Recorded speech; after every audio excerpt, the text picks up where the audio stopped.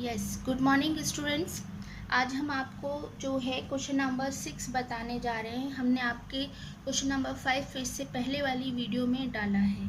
अब हम question number 6 बता रहे हैं और हर वीडियो हमारी चैप्टर वाइज होगी। जैसे चैप्टर कंप्लीट हो जाएगा तो हम उसको एक प्लेलिस्ट में भी कर देंगे कि ये चैप्टर नंबर 1 है या 3 है या 4 है। ठीक है, ये चैप्टर नंबर आपका 4 है जो हम पढ़ रहे हैं। अच्छा, हम पढ़ रहे हैं ज्योमेट्री, आपको बताया था। तो अब हमारा क्वेश्चन नंबर 6 हम शुरू कर रहे हैं। इसमें जो है क्वेश्चन नंबर 6 जो है वो एनसीईआरटी का है हमारा, और ये गौर से देख सकते हैं आप, आपके पास बुक भी होगी। और consider the following figure of line M N, say whether following statements are true और फॉल्स। तो बेटा ट्रू और फॉल्स जो है ना वो बहुत अच्छा कॉन्सेप्ट होता है इस बात को समझने के लिए कि हमारी जो स्टडी हमने करी है बैक पीछे जो हमने पढ़ा है, वो हमने जितना भी पढ़ा है उसके बेसिक्स क्लियर हैं या नहीं है, वो हमें इस ट्रू फॉल्स से आसानी से पता चल जाता है। ठीक है, तो ट्रू फॉल्स को कभी स्किप मत करा करिए, उसको ज़रूर किया करिए। और आपकी इंग्लिश के लिए भी इम्पॉर्टेंट है, आपके अंडरस्टैंडिंग के लिए, बेसिक के लिए, सब चीज़ के लिए, लर्निंग के लिए इम्पॉर्टेंट है। अगर आपको 100 आउट ऑफ 100 लाने हैं तो आपका इसका जो लैंग्वेज है क्लियर होनी चाहिए। ठीक है, ज्योमेट्री में लैंग्वेज ही मेन होती है कि आप ए बी लिख रहे हैं, एक्स वाई लिख रहे हैं, या जैसे ये कह रहे हैं question number A, QMONPR points on the line MN। ठीक है, मतलब कि M और N पर, लाइन पर ये सारे पॉइंट्स हैं। अगर आप लाइन सेगमेंट कहते तो बेटा वो इतना हिस्सा होता, तो हम उसको रॉन्ग कर सकते थे, लेकिन ये जो है पूरे M और N लाइन कह रहे हैं। ठीक है, तो इसका मतलब ये हुआ कि हाँ ये सही कह रहे हैं, that is a true. That means A क्या है आपका, ट्रू है। फिर MONR points on a line segment MN, MONR the points of line segment. अब वही बात आ गई जो मैंने आपको भी बोली थी कि ये लाइन सेगमेंट पे तीनों पॉइंट्स हैं, तो यस बिल्कुल है, ट्रू है। M and N are end points of line segment MN। Yes, इसके एंड पॉइंट है इस लाइन सेगमेंट के। मैंने आपको बताया था लाइन सेगमेंट क्या होता है। लाइन सेगमेंट लाइन का हिस्सा, it is a part of line. ठीक है, जैसे ये वाला पार्ट, ये वाला पार्ट, ये वाला पार्ट, ये वाला पार्ट। अगर मैं कहूँ कि इसमें लाइन सेगमेंट लिखिए तो आप क्या लिखेंगे, QM एक हो जाएगा, MN MO एक हो जाएगा, ON, फिर NP, फिर QP, फिर QN, बहुत सारे इसमें आपके लाइन सेगमेंट्स बन जाएंगे, है ना। ये मैं थोड़ा सा आपको बता के चल रही हूँ ताकि आप क्वेश्चंस को अपने आप दिमाग से बनाना और करना सीखें।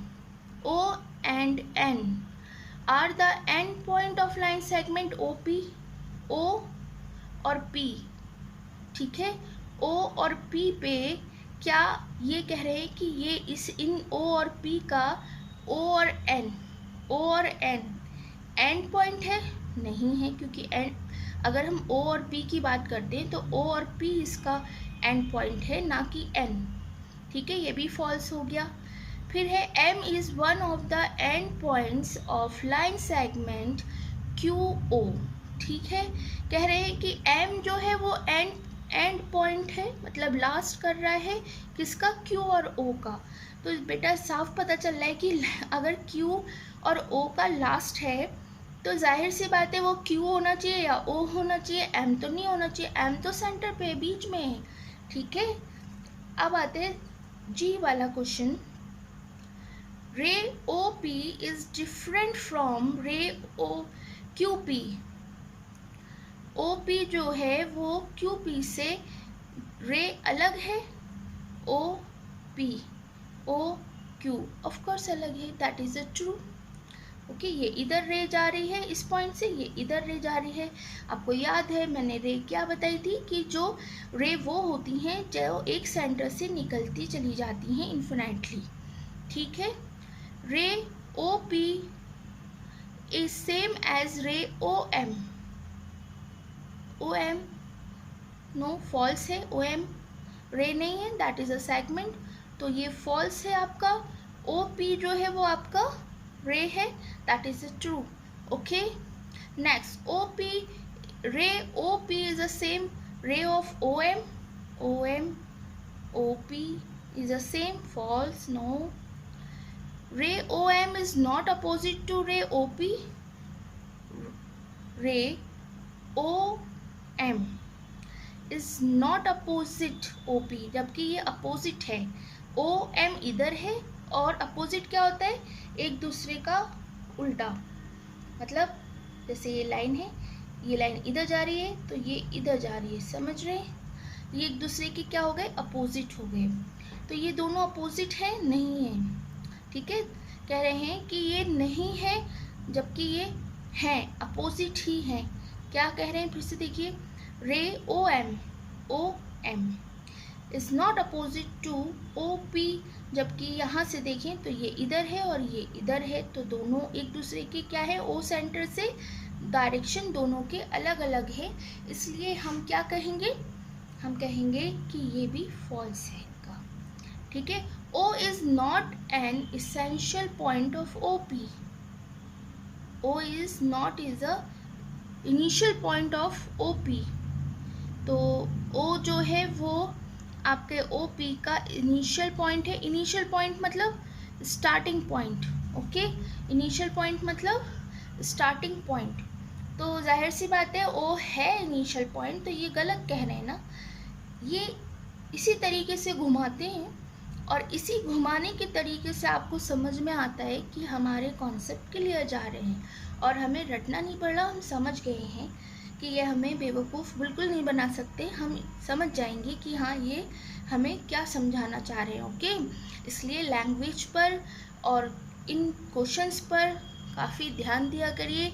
बच्चे क्या करते हैं, छोटी क्लास के बच्चों के लिए बोल रही हूँ, जो 6 क्लास में हैं, वो क्या करते हैं, ट्रू फॉल्स याद कर लिया. अच्छा, ये वाला ट्रू है, ये वाला ट्रू है, ये ट्रू है, याद हो गए.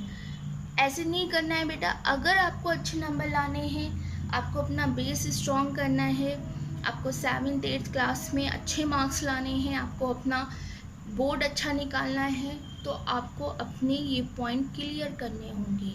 क्योंकि आपको आगे जाके ये नहीं मिलने वाला है. ये तो बेसिक है, इसको लेके क्वेश्चंस बनाएंगे, टफ क्वेश्चंस बनाएंगे.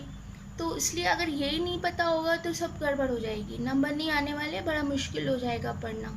ठीक है, इसलिए इन चीज़ों को समझकर याद कर लीजिए. रटना नहीं है, याद करना है. N is the initial point of NP and NM.